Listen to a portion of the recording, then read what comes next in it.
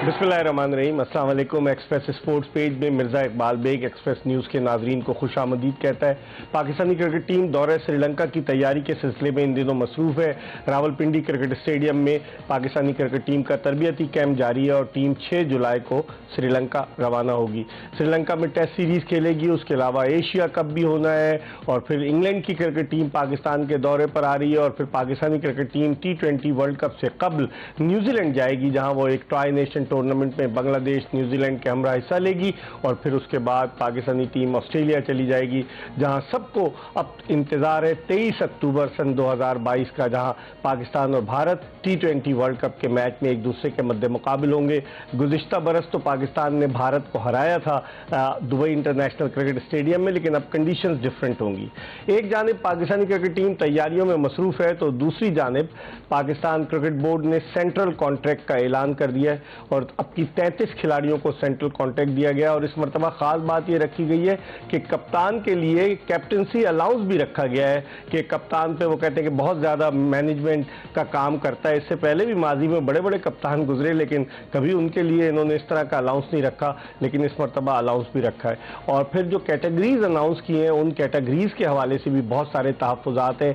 शान मसूद को D category में रखा गया है, जबकि हसन अली को जो रेड बॉल क्रिकेट है, उसके अलावा white ball cricket, Imamul Haq जिनके बारे में लास्ट ईयर तक PCB के चीफ सेलेक्टर कहते थे कि वो रेड बॉल के प्लेयर नहीं है, वो तीनों कैटेगरी में शामिल है। क्या दोस्ती यारी को निभाया जा रहा है या फिर ये कि मेरिट की बुनियाद पे हुआ है? हम जब ये कहते हैं कि लैपटॉप चीफ सेलेक्टर हैं तो PCB के चेयरमैन नाराज हो जाते हैं, कहते हैं कि लैपटॉप क्यों कहते हैं। आप खुद देख लीजिएगा तस्वीर, आपको अंदाजा होगा जो चीफ सेलेक्टर है मोहम्मद वसीम वो लैपटॉप लेकर बैठे हुए थे, बल्कि दुबई में रहने वाले हमारे एक दोस्त उनको स्टैट्स बता रहे थे।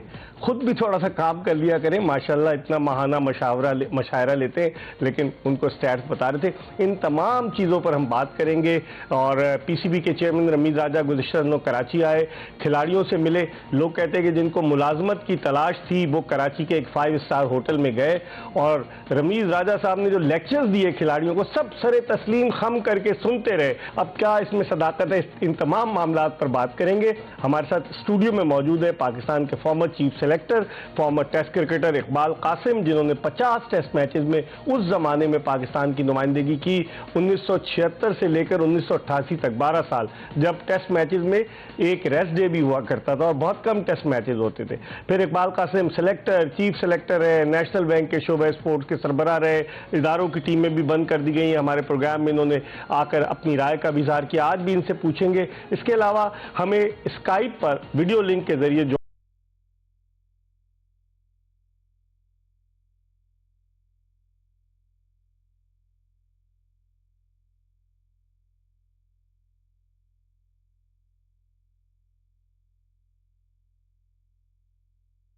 बहुत सारी के ये तमाम चीजें डिस्कस करें, इकबाल कासिम से गुफ्तगू इस सिलसिले का आगाज करें। पहले आपको एक क्रिकेट के हवाले से पैकेज दिखाते हैं और जब लौट कर आएंगे तो जी पैकेज आपने मुलाहिजा किया, गुफ्तगू इस सिलसिले का आगाज करते हैं इकबाल कासिम साहब से। इकबाल कासिम साहब, आप भी चीफ सेलेक्टर हैं, सबसे पहले बताइए सेंट्रल कॉन्ट्रैक्ट देने के लिए क्राइटेरिया क्या होता है? देखिए, ये बड़ी कॉन्ट्रोवर्शियल चीज़ है।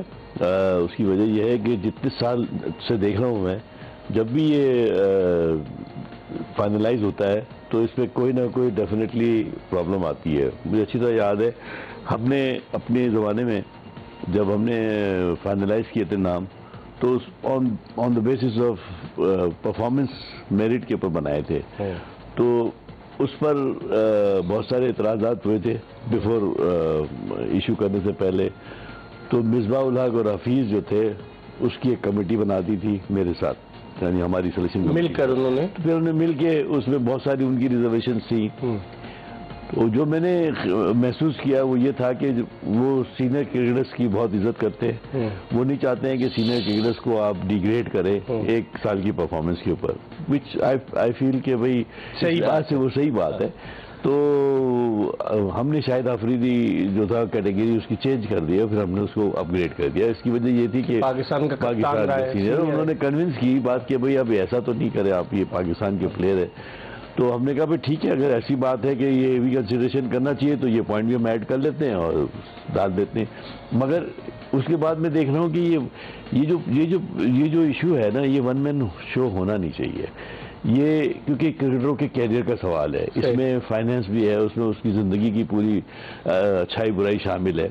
तो मैं समझता हूँ रमीज तो खुद क्रिकेटर रह चुके हैं, खुद इन चीज़ों का शिकार रहे, तो इनको चाहिए कि वो एक कमेटी बनाते, अपनी सरबराही में बनाते और फिर लेके बैठते, उसके प्रॉपर इजलास करते और उसमें मैरिट्स के ऊपर बात करते, आगे पीछे आर्गूमेंट्स होने चाहिए, क्या वजूहत है क्या नहीं है, कप्तान भी होना चाहिए उसके अंदर, कप्तान से लिए मशावरत। हाँ, मशावरत नहीं, लेकिन बैठ डिबेट होनी चाहिए, डिबेट करके नहीं, एक मतलब ये नहीं कि लिस्ट दिखा दी उसको तो वो तो जाहिर है आप बनाएंगे तो वो तो दे ही देगा, हाँ, मगर मेरा ख्याल है कि अच्छी बात होती है कि अगर आप डिबेट करें तो बहुत अच्छा। जिस तरह इकबाल कासिम कह रहे हैं कि डिबेट होनी चाहिए, लेकिन रमीज राजा को तो खुद भी वक्त नहीं है, उनको तो सहाफ़ियों से बात करने का वक्त नहीं है, तो कैसे करते।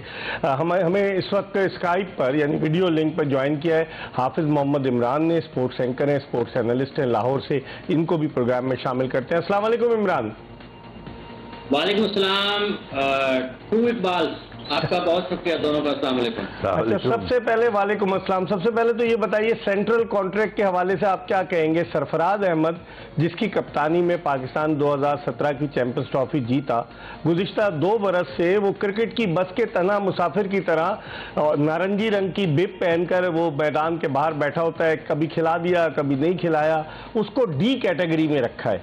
और फिर शान मसूद जो रन्स करता है उसको डी कैटेगरी में रखा है। फहीम अशरफ जिसने गुज़िश्ता 5 टेस्ट इनिंग्स में 250 रन बनाए हैं, जिसमें 90 से अबव उसका हाईएस्ट स्कोर है, उसको तो बाहर ही कर दिया गया है। इमाद वसीम को बाहर कर दिया गया है। मोहम्मद हसनैन फास्ट बॉलर, उनका बॉलिंग एक्शन दुरुस्त हुआ, वो इमर्जिंग किसी कैटेगरी में नहीं। क्या कहेंगे आप? बेग साहब, ये जितने भी खिलाड़ियों के आपने नाम लिए हैं, ये बिल्कुल इन तमाम के ऊपर बहस होनी चाहिए कि आखिर क्या वजह है। इसके साथ आप देखें कि आपने जितने विकेट कीपर्स शामिल किए हैं इस सेंट्रल कॉन्ट्रैक्ट में, एक विकेट कीपर पाकिस्तान पर रोहिल नजीर था। जब पाकिस्तान की टीम न्यूजीलैंड गई है, रोहिल नजीर वहां पर उसकी कप्तानी में खेली है पाकिस्तान के सारे टॉप प्लेयर्स। आज वो रोहिल नजीर कहीं भी नहीं है।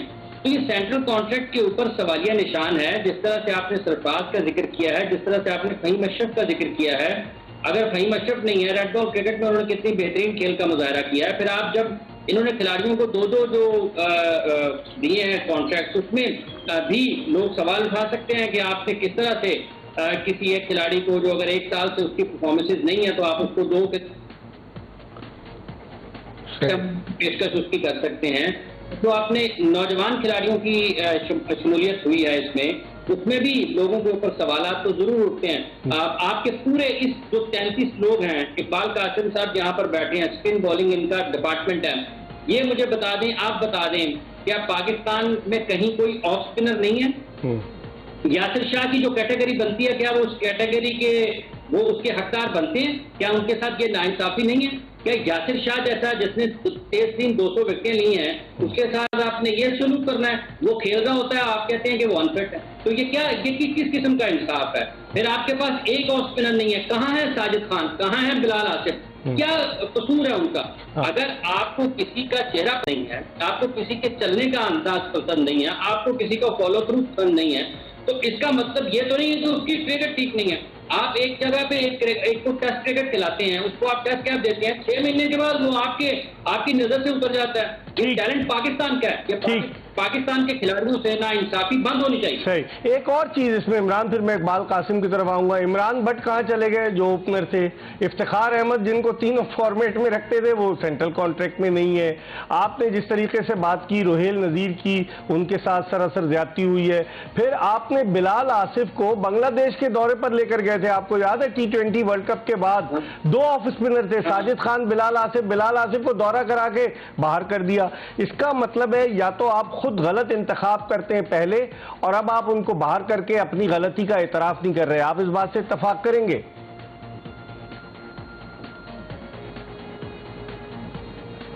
जी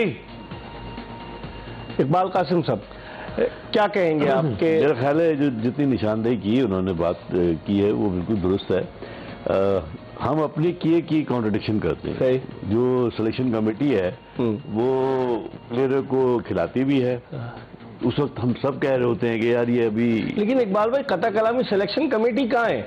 दो जो कोचेज हैं, सिंध का जो है बासित अली और फैसल इकबाल बलूचिस्तान का, उनको फारिग कर दिया गया है। रमीज आजा साहब कहते हैं गैर मुल्की कोचेज लाएंगे डोमेस्टिक टीमों के लिए। 3-4 कोच बचे, जिनमें एक एजाज अहमद जूनियर, एक अब्दुल रज्जाक, एक अब्दुल रहमान और एक और 4 कोच शाहिद अनवर।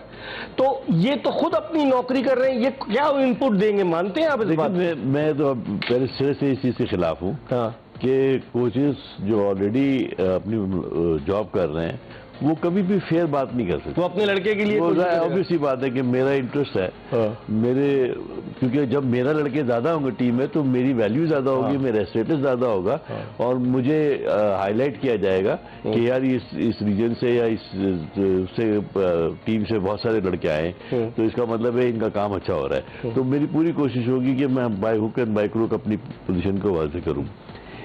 होना तो ये चाहिए, इंडिपेंडेंट कमेटी होनी चाहिए चेयरमैन के साथ, और वो बैठ के तमाम स्टैट्स का जायजा ले, मैचेस देखे। फिर इसमें जो इम्पोर्टेंट चीज़ है कि जब आप आने वाले जो प्लान्स हैं वो आपके पास मौजूद हैं, क्या आपने टीम कहाँ जा रही है, फ्यूचर टूर, तो अब आपने हर एतबार से, अब ये तो नहीं हो सकता ना कि आप 2 महीने बाद अगर श्रीलंका का टूर है तो स्पिनर्स के लिए ढूंढ ढांड करेंगे।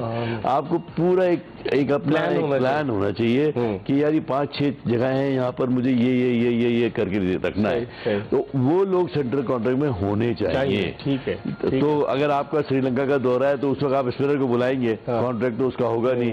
फिर अगर वो अच्छा फहीम अशरफ जा रहा है ना उस दौरे पे, फहीम अशरफ तो सेंट्रल कॉन्ट्रैक्ट में नहीं है ना, ये बड़ी जाती है। उसको एक दफा तो आप ये कह देते हैं इन बोथन पाकिस्तान का, तो वो फिर आप दूसरी मरतबा उसको बाहर कर देते हैं। जब आप चिल्लाते हैं तो हम लोग जैसे लोग बोलते हैं कि यार क्यों बार बार खिला रहे हो, तो वो फिर बाहर कर देते हैं, फिर वो खिलाते हैं। अच्छा, इफ्तिखार को मैं हैरान हूँ, छोड़ दिया, सारा कुछ हो गया, फिर लेके आ गए, फिर बाहर कर दिया, फिर बाहर कर। अरे भाई कोई क्राइटेरिया हो, क्राइटेरिया रखो। सही। ये मुस्तकिल मिजाजी होनी चाहिए, इकबाल कासिम का ये कहना। हम एक ब्रेक की तरफ बढ़े और ब्रेक के बाद दोबारा आपको ज्वाइन करेंगे। Stay tune to express news.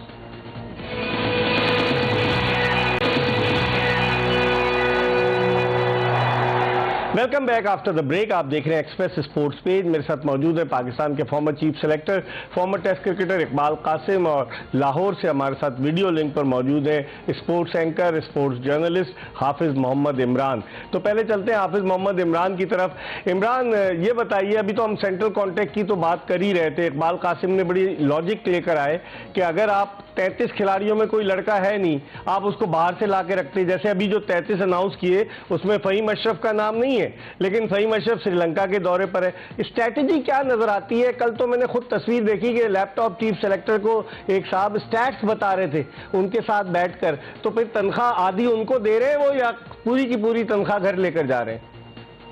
एक साहब, एक बात मैं आपको ये बता दूं, अगर कोई क्रिकेटर क्रिकेट की समझबूझ रखता है, अगर कोई चीफ सेलेक्टर क्रिकेट की समझबूझ रखता है और वो मैचेस देखता है पाकिस्तान में होने वाले, और वो मैचेस देखता है पाकिस्तान की टीम के, और वो प्रैक्टिस मैचेस देखता है, मैं आपको यकीन से कह सकता हूं उससे किसी लैपटॉप की, किसी अदादोशुमार के माहिर की, किसी चीज की कोई जरूरत नहीं है। ये आप ये चीजें आप उस वक्त इस्तेमाल करते हैं जब आप में कहीं ना कहीं आप कोई चीज आप में खामी रह गई है या आपसे कमी रह गई है। और जिस बंदे ने आंखों से देख लिया ना क्रिकेट को उसको क्या जरूरत है किसी के ये जानने की कि इसने इतने मैचेस में इतने रन किए हैं, इतने बॉलों पे इतने रन किए हैं। ये सिर्फ और सिर्फ लोगों को घुमाने की बातें हैं, ये सिर्फ लोगों को इन और आउट करने की बातें हैं। जो आंख देखती है क्रिकेटर की, चीफ सेलेक्टर की, वो ही सबसे बड़ी सिलेक्शन होती है। किसी में आंख से देख के सिलेक्शन करने की सलाहियत नहीं है, उसको सिलेक्शन कमेटी में होना ही नहीं चाहिए। ठीक है, इकबाल कासिम साहब, आप क्या कहेंगे? जो हाफिज इमरान कह रहे हैं कि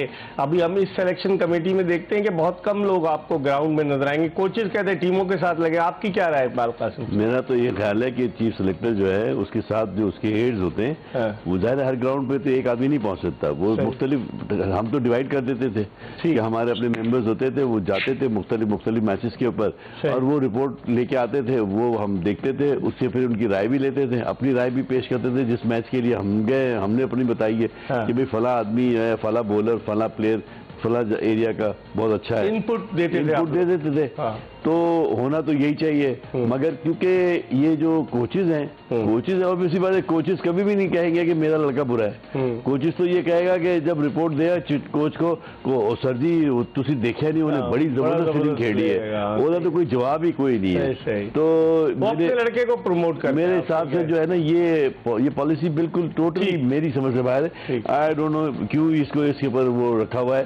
वो असल में जान छुड़ाते हैं कि ये कम से कम लोगों को, ये पेड लोगों को इन्वॉल्व करना चाहते हैं अपने यहाँ, जो कुछ भी ना बोल सके, और वो चाहते हैं कि ये रहें और इनको कोई हम जो मर्जी चाहे करें। आप क्या समझते हैं रवि साहब, इसमें नहीं इंटरफेयर कर रहे हो? बिल्कुल, वो तो पिच देखते हैं। हाफिज इमरान साहब सुने कि चेयरमैन साहब तो वीडियो लिंक पर पिच भी देखकर इनपुट देते हैं। पहले वो ड्रॉप इन पिचेस की बात कर रहे थे, स्पॉन्सर भी ढूंढ लिया, कराची की प्रेस कॉन्फ्रेंस बल्कि लाहौर की, उन्होंने कहा नहीं जी 1 अरब का खर्चा है। अब बैकफुट पे चले गए, मट्टी ऑस्ट्रेलिया से मंगवा रहे हैं और पाकिस्तान में ब्रिस्बेन जैसी और वैका पर्थ जैसी तेज पिचेस तैयार करेंगे। क्या कहेंगे आप?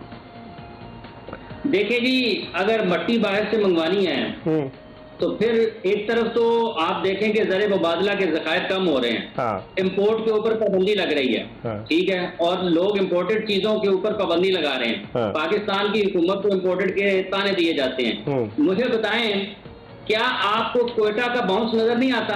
क्या वहां पे वाकई की मट्टी उसमें डली हुई है? आपका तो इंटरेक्शन भी हुआ जूम पे, कहा चेयरमैन साहब 13 सितंबर को जब चेयरमैन बने उसके बाद से तो वो किसी के काबू नहीं आ रहे थे, लेकिन अचानक ये क्या हो गया? 6 दिन के अंदर उन्होंने 2 प्रेस कॉन्फ्रेंस कर दी, 6 दिन के अंदर वो जूम पे भी आ गए, यूट्यूब को भी इंटरव्यू दे रहे हैं, खिलाड़ियों के साथ भी कराची में इंटरेक्शन कर रहे हैं। पहले आए बादशाह सलामत की तरह आए और चले गए कराची से, लेकिन इस मरतबा उन्होंने तमाम जॉब सीकर्स को भी बुलाया और अपने जो उनके करीबी दोस्त थे उनको भी बुलाया और लंबी तकरीर की, जावेद भाई मियादाद को गले लगाया उन्होंने। आपने तस्वीर देखी होगी। अचानक तब्दीली कैसे आ गई चेयरमैन साहब के रवैये में?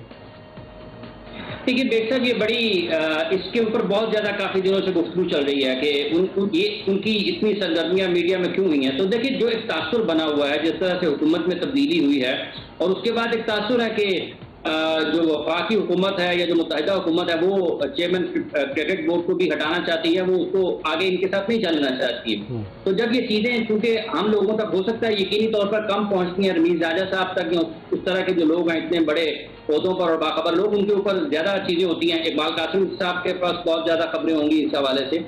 लेकिन ये जो सारी सरगर्मियां हैं, जब आप इस किस्म की सूरत हाल में लोगों से मिलते हैं और एक लंबे वक्फे के बाद मिलते हैं, तो फिर लोग बात करते हैं। आप लोगों को बात करने से रोक नहीं सकते। लोग तो आपके 100 रन में भी अंदर खामी निकालते हैं कि आपने ये 30 पहले अच्छे नहीं किए, आपने आखिरी 30 बहुत अच्छे किए हैं, आपने दरमियान का अच्छा नहीं खेला। तो क्रिकेट में जब आप देखते हैं तो ये सारी चीजें, और जब लोगों के फैसले होते हैं, फैसले किस वक्त हुए, क्यों हुए, कब हुए, किस वजह से हुए, उन सब चीजों पर बात होती है। और पाकिस्तान की क्रिकेट में जो हम ये कहते हैं, हमारा एक अपना मिजाज है पाकिस्तान का, आप उससे हट के बात नहीं कर सकते हैं। आप उसी मिजाज में रहते हैं, उसी में आप परफॉर्म करते हैं, उसी में आप लोगों को बर्दाश्त करते हैं, उसी में आप लोगों को नाकाम करते हुए कामयाबी हासिल करते हुए आगे जाते हैं। तो ये जो तासुर था कि तब्दीली आ रही है, ये जितनी भी मुलाकातें हो रही हैं, बज़ाहिर अगर हम हालात को देखते हैं तो इसकी वजह जब एक लंबे वक्फे तक आप दूर रहे लोगों से और आप जब यकायक लोगों से मिले, अच्छी बात है, लोगों से मिलना चाहिए, लेकिन सवाल ये पैदा होगा कि आप 7-8 माह लोगों से क्यों नहीं मिले? क्या उस वक्त इन लोगों को पाकिस्तान की क्रिकेट की समझ नहीं दी है? ये लोग बात नहीं करना चाहते। बहुत बहुत शुक्रिया हाफिज इमरान। इकबाल कासिम हमारे साथ मौजूद है, कुछ कहना चाह रहे थे, लेकिन हम एक ब्रेक की तरफ बढ़े और ब्रेक के बाद जब वापस आएंगे तो इकबाल कासिम से पूछेंगे क्या कहना चाह रहे हैं। एक छोटा सा ब्रेक लेते हैं।